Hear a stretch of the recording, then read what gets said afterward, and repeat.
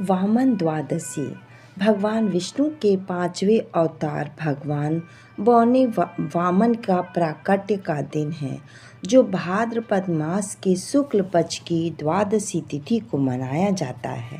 यह व्रत शत्रुओं का नाश करने, समृद्धि प्राप्त करने और पापों को दूर करने के लिए किया जाता है। वामन अवतार का उद्देश्य राजा बलि के अहंकार को दूर करना, तीनों लोकों का शासन पुनः प्राप्त करना। जहां वामन ने 3 पग भूमि मांगकर राजा बलि को पाताल लोक भेज दिया। वामन द्वादशी की कथा।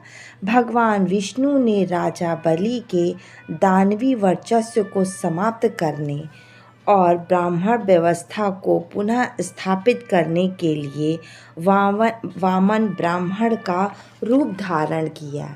राजा बलि ने अपनी निष्ठा के बदले वामन देव को 3 पग भूमि दान करने का संकल्प किया। वामन ने अपने एक पग में पृथ्वी, दूसरे पग में आकाश और ब्रह्मांड को नाप लिया। तीसरे पग के लिए उन्होंने राजा बलि का सर मांगा, जिससे बलि पाताल लोक में चले गए। वामन द्वादशी साल में 2 बार मनाई जाती है। एक तो चैत्र मास के शुक्ल पक्ष की द्वादशी को, दूसरी भाद्रपद मास के शुक्ल पक्ष की द्वादशी को।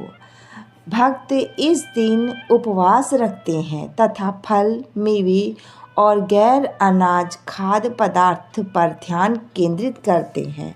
भगवान विष्णु की पूजा 5 चरणों में की जाती है। व्रत का एक महत्वपूर्ण हिस्सा ब्राह्मणों को दान देना है। चावल, चीनी, दही से भरा मिट्टी का बर्तन, धान का दान, दक्षिणा, लोटा पानी का बर्तन, छाता, जूता और एक पुस्तक जैसे वस्तुएं जो वर्तमान अवतार को प्राप्त हुई वस्तुओं का प्रतिनिधित्व करती है।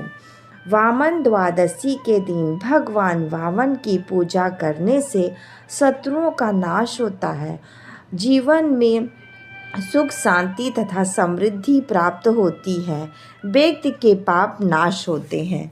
बोलो भगवान विष्णु के वामन अवतार की जय।